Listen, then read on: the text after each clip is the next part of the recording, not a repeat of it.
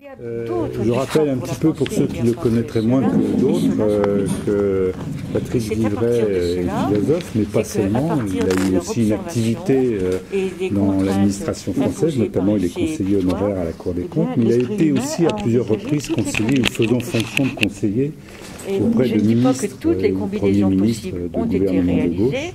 Il y a notamment produit de rapports qui, j'estime, ont une grande importance. L'un d'entre eux, le premier sur l'évaluation des politiques publiques, c'est le premier rapport qui a été écrit sur l'importance et la nécessité de faire des évaluations des politiques publiques et pour ce faire de les préparer avant qu'elles soient en action. C'était en 1990. Le second, qui est un rapport qui a eu aussi un certain succès sur reconsidérer la richesse à la demande de Guy Asquith, qui était alors secrétaire d'État à l'économie solidaire. Et quand on entre dans ce domaine, un certain livre qui a été publié, je ne sais plus, de les faire fonctionner, ce sont celles qui auraient reconnu même pas c'est aux éditions de l'Aube, et simplement parce que la documentation française à l'époque n'était pas prête, et donc c'est les éditions de l'Aube qui ont proposé, et la délégation interministérielle à l'économie sociale ont été réalisées avec plus ou moins. Parce que je l'ai lu dans sa version initiale, je n'ai pas vu dans les éditions. Voilà. Mais maintenant, la documentation française l'a aussi. Qui font que tel combinatoire. Ce qui est intéressant aussi, c'est que peut-être tout le monde ne connaît pas, c'est qu'il met aussi en pratique certaines de ses idées, et notamment la mise en place de la monnaie complémentaire sol, que certains peut-être déjà, certains ont peut-être déjà entendu parler. Et puis il a été en cela d'ailleurs accompagné par l'un de nos membres, je pense que c'est important de le dire, c'est Claude Alphondery, qui a été, je crois, le premier président du mouvement Sol, qui a fait un certain nombre d'expérimentations sociales dans un certain nombre de régions françaises. Et qui a consisté à faire l'inventaire de tous les traits, accueilli en février 2012, il était venu nous parler de comment susciter un sursaut démocratique. Je crois que ton intervention avait été très appréciée par tous les membres du cercle qui étaient là, et malheureusement je crois que cette question se pose toujours, même si un certain nombre de réponses que tu nous avais apportées nous avaient bien sustenté à l'époque. Aujourd'hui, je crois que notre monde valorise et survalorise peut-être l'homo economicus, où tout est marchandise. Comme je disais dans l'invitation qui a été faite, ce modèle de société a pu être contrebalancé et voire combattu par des luttes collectives et l'instauration d'un État social. On vit dans un État social encore, mais le chômage massif, la crise des ressources, les craintes d'avoir un avenir sans croissance réduit la confiance dans cet État social. D'autant plus qu'un certain nombre de gens affirment en face qu'on n'a plus besoin de cet État social et qu'un État minimum réduit à des fonctions minimum elle aussi serait bien suffisant. Comment retrouver là-dedans une certaine espérance? Dans ton dernier opus, tu souhaites... alors j'ai résumé un peu, mais je trouve que c'était... Il y a des pages très intéressantes, d'autres avec lesquelles on pourrait être moins en accord, mais d'autres que je trouve très intéressantes, où tu souhaites l'avènement de créatifs, de personnes créatifs culturels développant l'être plus que le paraître, les valeurs d'empathie plus que les rapports de rivalité, de compétition.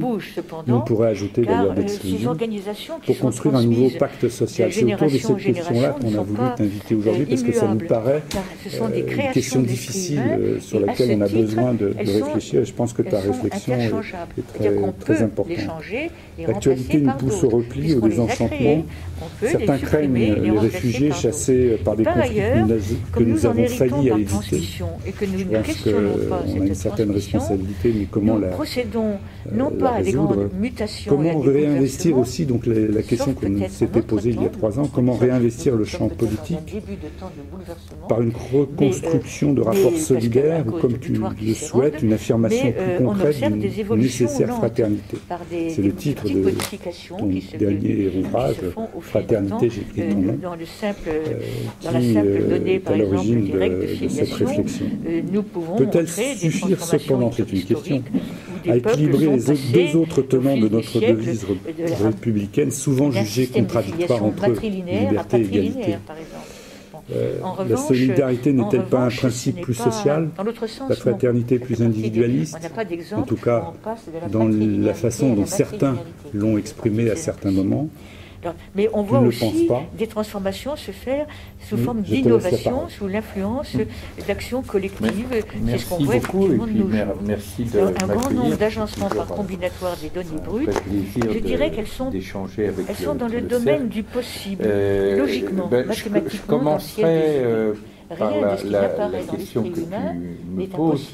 Il était déjà là, il existait potentiellement. Les personnes n'y avaient jamais pensé.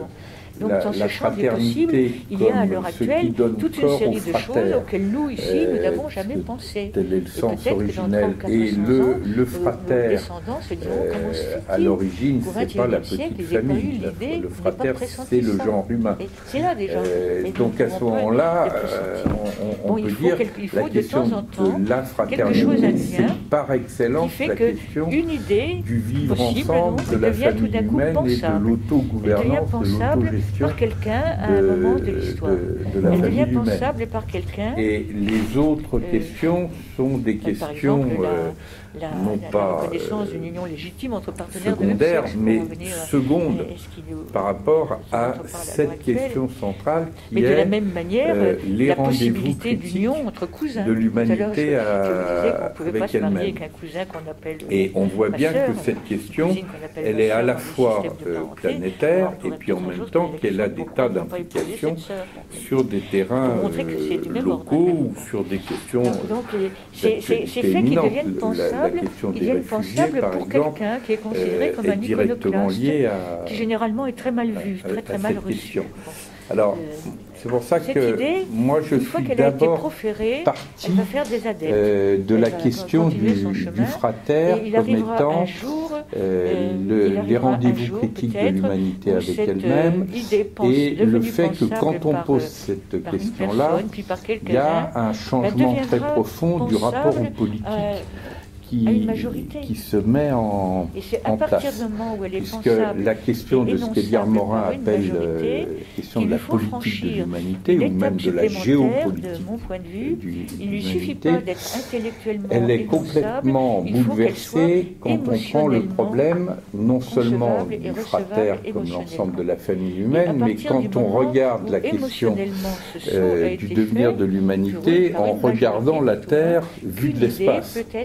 L'un des changements très intéressants qui s'est opéré au cours de ces dernières années, c'est le fait que d'anciens pilotes de chasse, donc qui sont la pointe avancée de la géopolitique guerrière, quand ils deviennent astronautes et quand ils regardent la Terre vue de l'espace, avec l'infini derrière eux, il y a un changement radical de perspective qui se met en œuvre.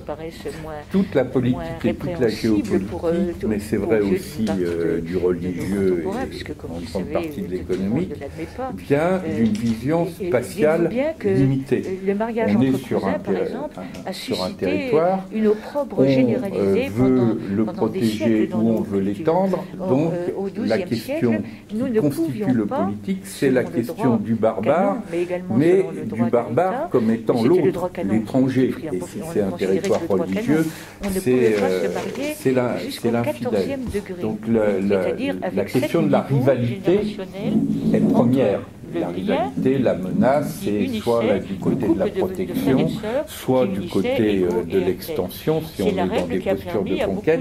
Le politique est d'abord organisé autour de la question de la menace de l'autre.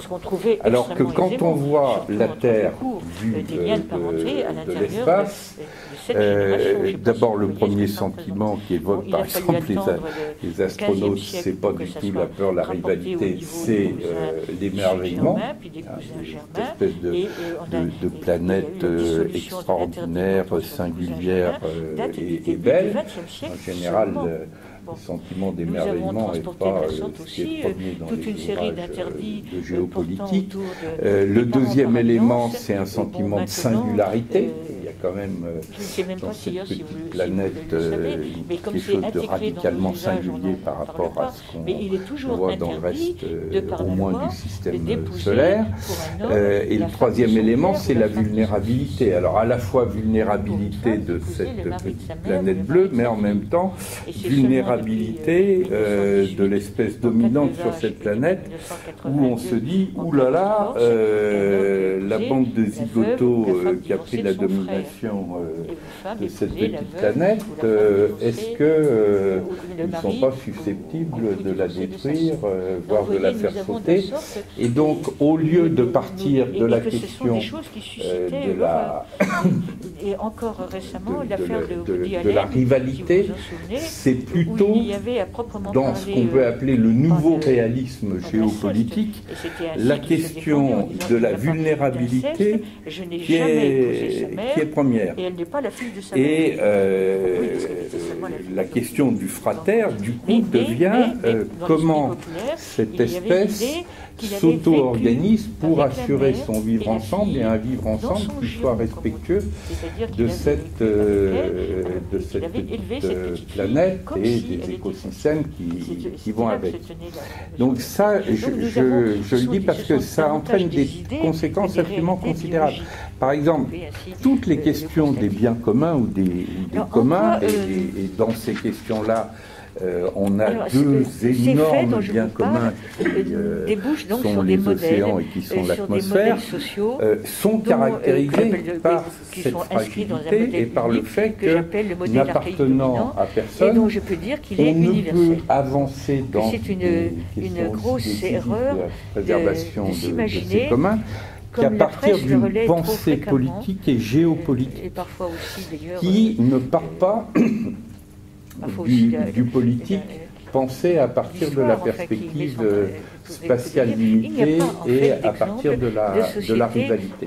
Donc ça entraîne tout de suite une conséquence très importante, c'est qu'on ne peut plus penser la citoyenneté simplement à partir des formes du politique traditionnel, que ce soit les cités, les États, etc., puisqu'il faut d'emblée penser la question de la citoyenneté terrienne, non pas comme une utopie, mais comme étant, au contraire, la brique de base sur laquelle construire la politique de l'humanité de demain, ce qui entraîne évidemment aussi des conséquences juridiques très importantes, puisque quand on regarde les choses sur le plan juridique, on a en fait deux textes qui sont en grande partie contradictoires, parce qu'on a le creuset de la Déclaration universelle des droits humains, mais qui reste en grande partie un droit potentiel, et puis on a la Charte des Nations Unies, mais la Charte des Nations Unies, même si elle commence par nous les peuples, en réalité c'est nous les États, et c'est moins le droit des peuples à disposer d'eux-mêmes que le droit des États à disposer de leur peuple. Évidemment, la Charte des Nations Unies, elle a été aussi un compromis, y compris avec des États autoritaires qui n'avaient pas du tout envie que les citoyens puissent véritablement s'exprimer. Donc ça bouleverse le logiciel politique et géopolitique, ça bouleverse le logiciel juridique, ça bouleverse le logiciel des traditions religieuses, parce que les traditions religieuses, une bonne partie d'entre elles partent aussi des conséquences de cette vision spatiale limitée. C'est-à-dire, d'une certaine façon, on a à chaque fois des terres promises des peuples élus, même si c'est sous des variantes différentes. Et la grande question, comment avoir un dieu ou des dieux qui est du côté de mon peuple et du côté de ma terre, on le retrouve dans toutes les traditions religieuses. D'où aussi le fait que, pour nombre de traditions religieuses, la question centrale est celle de la menace, celle de la rivalité et la difficulté qu'ont ces traditions religieuses à sortir de la logique de la rivalité pour poser, par exemple, la question de l'amour, la question de la compassion, etc., qu'on trouve également, mais elles sont hybrides, en quelque sorte. Elles ont une partie de leur tradition qui prépare, et ça c'est le côté lumineux, des éléments du côté de la fraternité et du devenir de l'ensemble de la famille humaine, mais elles ont toute une partie qui est aussi habitée par la logique de rivalité et la logique interne à leur propre peur, à leur propre... Car il faut bien se représenter cette humanité leur propre peur, mais c'est souvent leur propre peur, leur propre terre, et ce qui n'y appartient pas étant du côté des infidèles. Donc quand on part comme ça veut dire que le renouvellement du logiciel politique, juridique, religieux et évidemment économique aussi, parce que dans cette perspective, une logique liée à l'économie comme espace de guerre et de rivalité est totalement contre-productif par rapport à la question du devenir de la famille humaine. Par exemple, l'obsession de la compétitivité, avec qui l'humanité est-elle en compétition, a fortiori si ce n'est pas simplement de la compétition, si c'est de la guerre économique. On comprend bien que les conséquences de cette approche de l'économie, c'est un creusement des inégalités sociales, c'est une incapacité à traiter l'essentiel du potentiel des créativités humaines, ce que Amartya Sen appelle les capabilities. Parce que, évidemment, si vous avez une classe de 100 personnes et si vous vous intéressez qu'aux 5 premiers, ça veut dire que 95% des potentialités créatrices et pour lui, Lévi-Strauss dit qu'à un moment, donc, ces individus qui se reproduisent sur leur propre... Donc si on voit à quel point le changement de posture auquel les grandes questions du moment que le climat commence à exprimer avec la COP21, mais la COP21 n'est que l'élément avant-coureur de la question des communs. Toutes les grandes questions du devenir de l'humanité vont avoir cette caractéristique que le problème du devenir du fratère, du devenir du genre humain, sera la grande question politique et géopolitique des siècles à venir, alors même que la géopolitique de puissance classique sera de plus en plus inapte à traiter ces questions-là.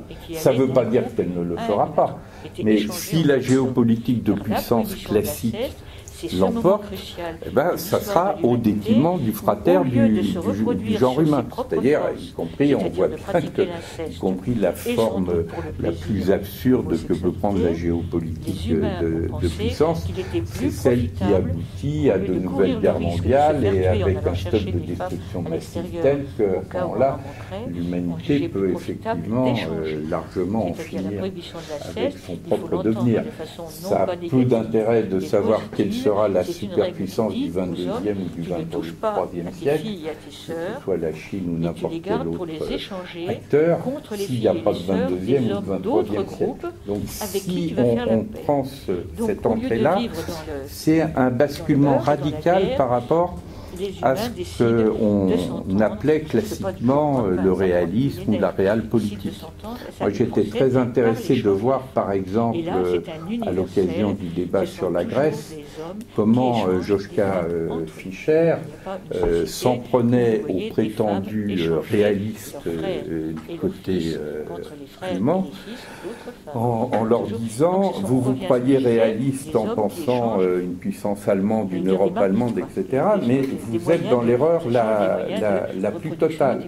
L'Allemagne a été bénéficiaire de l'Europe et n'a pu réussir sa réunification que parce que l'Allemagne avait cessé de faire peur.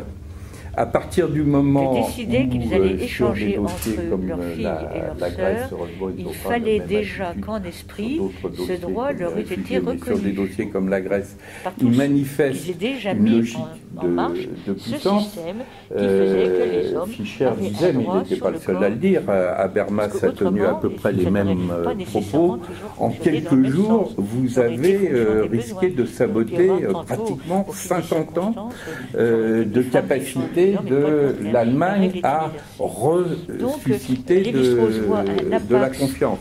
Et il rentrait en conflit avec ceux de ses interlocuteurs pour qui cette vision-là, c'était, disait-il, du pathos, c'est du romantisme. En France, on aurait dit que c'était de l'approche bisounours. Il disait quelle erreur, la vraie politique réaliste, c'est celle, au contraire, qui a permis à l'Allemagne de prendre sa place dans une unité européenne, de réussir la réconciliation avec la France, etc. Et la réelle politique aurait été une erreur absolue, et si par malheur, dit-il, la classe politique allemande était tentée de prendre cette voie-là, elle produirait des effets délétères tellement rapidement que l'Allemagne se retrouverait vite parmi les victimes de cette prétendue réelle politique. Alors, ça, je pense que c'est important parce qu'on est tellement dans une période où toute position d'ouverture, toute position altruiste, toute position même humaniste est d'emblée discréditée comme étant idéaliste, bisounours, romantique, etc., que cette espèce d'injonction intimidante nous empêche de voir que le véritable réalisme, il est au contraire du côté de la capacité de l'humanité à réussir son autogouvernance, qui veut dire non seulement le changement de posture sur le plan politique, juridique, économique, religieux que je viens d'indiquer, mais aussi c'est tout le travail de nature anthropologique et qui permet aussi de mobiliser les nouvelles approches non seulement des sciences humaines mais aussi des neurosciences sur l'ambivalence humaine. Toutes les nouvelles approches maintenant scientifiques qui permettent de dépasser complètement le débat Rousseau-Hobbes, c'est-à-dire soit d'un côté l'homme est bon mais il est perverti par la société, soit au contraire l'homme est un loup pour l'homme et il faut par conséquent le cadenasser. Ce qu'on apprend de plus en plus, notamment avec l'approche des neurosciences, c'est à quel point l'être humain est un être profondément ambivalent et comment, par exemple, des éléments absolument fondamentaux tels que l'empathie, sur lesquels là, pour le coup, il y a de plus en plus de travaux qui ont été réunis, le rapport empathie-vulnérabilité est susceptible de produire aussi bien le meilleur que le pire. Le meilleur, parce que c'est ça qui permet la fraternité, l'ouverture, c'est ce qui permet les approches à la Gandhi, à la Martin Luther King. Mais c'est aussi parce que l'être humain est vulnérable et empathique que des phénomènes comme le nazisme, le fascisme sont possibles. Si les humains étaient des calculateurs rationnels, égoïstes, disant leurs avantages, ça serait totalement impensable. C'est parce qu'il y a cette capacité qui fait que émotionnellement des collectifs humains peuvent basculer dans des stratégies et que j'ai surtout travaillé provoque une résonance pour résoudre des questions touchant à la parenté et à l'alliance, comme je vous le disais au début. Que le pire et le meilleur sont possibles. Et donc ça veut dire que, par exemple, la prise en compte de cette dimension émotionnelle est un enjeu tout à fait fondamental. Ça, c'est un point important parce que Les milieux progressistes, ils ont pendant longtemps identifié l'émotion comme étant du côté du danger, et ils ont essentiellement travaillé sur la seule rationalité. Évidemment, ce n'est pas pour abandonner ce terrain-là, mais c'est pour dire la question de ce qu'on appelle souvent l'intelligence émotionnelle, ou la question de ce que des traditions comme le bouddhisme appellent le problème des trois intelligences, corps, cœur, esprit, est une question éminemment politique. Si aujourd'hui, par exemple, face au fondamentalisme identitaire, qui sont en quelque sorte la réponse symétrique, comme le note Joseph Stiglitz, au fondamentalisme marchand, si on ne prend en compte que de la critique rationnelle du fondamentalisme identitaire, on passe complètement à côté du socle émotionnel sur lequel se construit le fondamentalisme identitaire, qu'il soit de nature religieuse ou de nature non religieuse. Par exemple, le Front National est un exemple de fondamentalisme identitaire non religieux.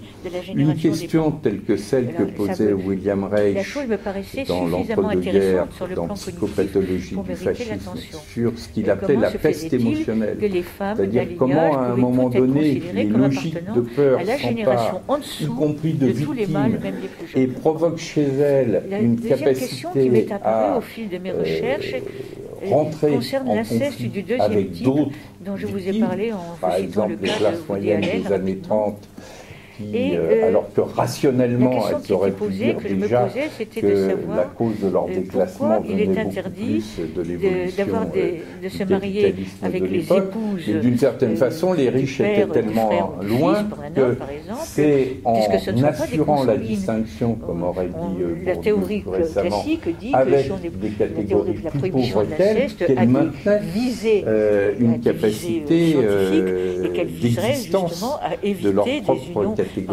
et à ce moment-là, elle se retournait contre les immigrés de l'époque, le prolétariat de l'époque, de la même façon qu'une bonne partie de la classe ouvrière devenue classe moyenne est aujourd'hui tentée, pour maintenir sa distinction, de se retourner contre les nouveaux immigrés, les nouveaux précaires, le précariat, comme le disait Robert Casset, etc. Et ça, si on ne prend pas en compte la question émotionnelle, on passe complètement à côté de ce socle-là. C'est pour ça d'ailleurs que dans le livre, j'ai osé cette provocation que j'ai appelée la question de l'érotique fraternelle, parce que la fraternité, elle a besoin de se connecter à l'énergie créatrice, à l'énergie par excellence, des textes les plus anciens qui parlent de ces questions. Et si elles s'en coupent, on se retrouve dans des logiques de type pot de terre contre pot de fer. C'est aussi pour ça d'ailleurs que ça me permet, dans ce que j'appelle la nécessaire interpellation spirituelle des grands faits religieux, de revenir sur une question importante et toujours actuelle, qui est l'importance du sacrifice de la sexualité dans les faits religieux. Au passage, je travaille sur l'ambivalence du fait religieux. J'ai évoqué tout à l'heure sa part lumineuse qui est du côté des questions du sens, des questions spirituelles, mais sa part d'ombre, elle vient de la peur. Et on répond à la peur par de la soumission et du sacrifice. Le Dieu foudre, si on identifie avant une connaissance scientifique l'éclair qui tombe, c'est parce qu'il y a un Dieu foudre et qui est courroucé. Pour apaiser le courroux du Dieu foudre, eh bien, on va lui donner ce qu'on a pu faire, et ça commence par les sacrifices humains, mais après, dans l'histoire des religions, le sacrifice de la sexualité est en droite ligne de cette logique sacrificielle. Mais c'est la même chose sur le plan économique. Quand Paul Krugman compare les programmes d'austérité en Europe au sacrifice humain chez les Mayas, ils disent que cette logique-là, elle est fondamentalement de même nature. Et le propre d'une croyance, c'est qu'elle remplit des fonctions émotionnelles tellement importante, qu'elle a non seulement une capacité de résistance à la critique rationnelle, mais même une capacité de résistance au déni des faits. Une croyance ne peut être mise en cause que si on intervient aussi au niveau du cœur émotionnel de la croyance. Ou alors il faut des immenses effondrements. Mais quand je reprends l'exemple de Krugman, par exemple, il dit, bon ben, les programmes d'austérité ne marchent pas de la même façon que les sacrifices humains chez les Mayas n'étaient pas forcément de nature à faire revenir le soleil. Mais le propre de la croyance, c'est qu'on dit si ça ne marche pas, c'est qu'on n'a pas été assez loin dans le sacrifice. Donc il fallait faire plus de sacrifices de jeunes hommes, et là il faut continuer plus avant dans la logique des programmes d'austérité. Donc vous voyez, de la même façon, qui était le premier temps de mon propos, qu'on a besoin d'une rénovation profonde du logiciel politique, juridique, religieux, économique, à partir du moment où on pose la question du frater comme devenir du genre humain, on a aussi besoin d'aller travailler au cœur même de la condition humaine et de son ambivalence sur la question de l'intelligence émotionnelle pour tirer les émotions dans le sens positif, progressiste, ouvert, etc. de l'humanisme et éviter qu'elles soient tirées au contraire dans le sens de la régression identitaire et de la peur. Et du même coup, et c'est le dernier point que je vous propose là dans cette première intervention liminaire, ça veut dire qu'aller travailler sur la question de ce que le Forum social mondial de Belém en 2009 avait appelé la transition vers des sociétés du bien vivre, devient un enjeu politique fondamental. Parce que au cœur des grandes fractures actuelles, qu'elles soient écologiques, qu'elles soient sociales, qu'elles soient financières, on retrouve ce point qui est formé par la démesure et le mal-être. Le mal-être, la maltraitance, le mal-être. Il s'en est suivi, juste alors, des mots très brefs, il s'en est suivi ce que j'appelle la valence différentielle des sexes, qui est venue se greffer sur celle dont j'ai parlé des générations, et qui va donc dire que les femmes sont aux hommes, comme les cadets sont aux aînés, comme les enfants sont aux parents, des inférieurs par rapport à des supérieurs, avec l'idée d'ailleurs parfois qu'elles sont venues après. Dans les mythes d'origine, où on les voit naître d'un reste de pâte figure en modelé, où ils ont fait d'abord la forme masculine, font la forme féminine ensuite, ou bien parfois on voit bien de la côte la démesure. Ce qui est important de comprendre, c'est que le rapport qui est très facile à voir sur le plan personnel entre démesure et mal-être, qu'il a accompagné il est aussi vrai sur le plan sociétal. Sur le plan personnel, si tel ou tel personne qu'on connaît est toxicomane, on sait bien que c'est un indicateur de mal-être. Qui ne nécessitait pas la violence au départ. Je ne dis pas qu'il n'y a pas eu de violence. La violence n'a pas été nécessaire pour établir avec des copains, mais quand on se drogue durablement avec des drogues dures, ça on sait bien que c'est un indicateur de mal-être. On peut faire la démonstration que ce couple des mesures mal-être, il est au cœur des grandes fractures sociétales actuelles. Par exemple, quand le rapport mondial des Nations Unies pour le développement met en évidence que les dépenses annuelles de drogue et de toxicomanie représentent 10 fois les sommes qui permettraient de répondre aux besoins vitaux de l'humanité, éradication de la faim, accès à l'eau potable, soins de base et logement minimal, 10 fois, ça veut dire qu'on a une économie mondiale du mal-être dans les dépenses de drogue et de toxicomanie. Les dépenses d'armement, c'est encore mieux, si on peut dire, c'est 20 fois. Donc là, c'est vraiment pour l'essentiel de la gestion de la maltraitance. Sur le plan financier, il n'y a même pas besoin de lire la presse alternative pour s'en convaincre. Vous prenez le Wall Street Journal, la vie des marchés financiers, vous prenez l'éditorial fameux où le Wall Street Journal dit textuellement Wall Street ne connaît que deux sentiments, l'euphorie ou la panique. C'est pratiquement la définition de ce qu'on appelait la psychose maniaco-dépressive.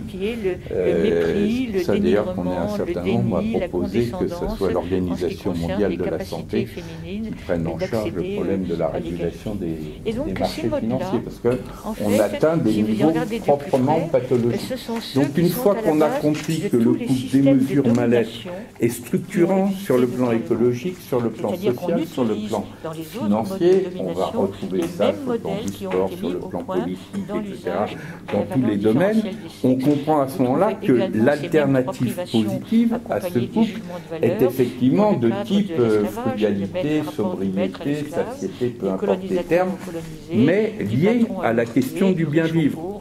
Parce que si on ne traite que la question de la démesure, qui est nécessaire, en mettant en place des mesures écologiques, des mesures contre les inégalités, des mesures contre l'économie spéculative, mais si on ne traite pas la question du mal-être, du mal de vivre, de la maltraitance, on ne traite que le symptôme sans traiter la cause, et c'est comme de proposer une cure de sevrage à un toxicomane. Il préférera rester avec son addiction si la perspective positive n'apparaît pas suffisamment clairement. Et c'est pour ça que quand le Forum social mondial de Belém, qui a été ensuite très largement relayé dans d'autres milieux, dit la question du buen vivir, la question du bien vivre n'est pas simplement une question personnelle, c'est aussi la grande question politique du devenir de l'humanité. Parce qu'à chaque fois qu'il y a un état de mal-être, de mal de vivre, de maltraitance, etc., ça se traduit par une dépression énergétique qui fait qu'on compense cette dépression énergétique soit par de la rivalité à l'égard d'autrui, soit par de la prédation à l'égard de la nature, soit par de la dépression intérieure, et à ce moment-là, ça s'appelle la dépression, le stress, le burn-out, etc.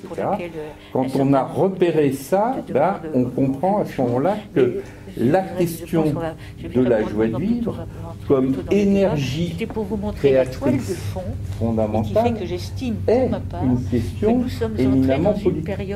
Alors c'est quelque chose qu'on sait sur le plan personnel, Miguel Benassayag rappelle souvent comme le terreau même de la résistance créatrice qui permet de résister aux passions tristes dont parle Spinoza, mais c'est vrai aussi sur le plan politique et sociétal. C'est pour cette raison que je dis souvent que choisir d'être heureux est un acte de résistance. Irréductiblement naturel. Voilà on voit que nous sommes confrontés. Merci beaucoup pour ce brillant exposé qui est tout à fait dans la ligne de notre fil conducteur qui était d'essayer de réfléchir à ce que pourrait être un nouveau paradigme économique, social, écologique et culturel. Mais qui va nous voir basculer totalement. C'est tout à fait dans la ligne. Alors peut-être qu'il faudrait que nous fassions une prochaine plénière avec un humoriste. Mais bon, ça existe. Oui, c'est bien. Mais bon, peut-être pas des Pays Rio parce que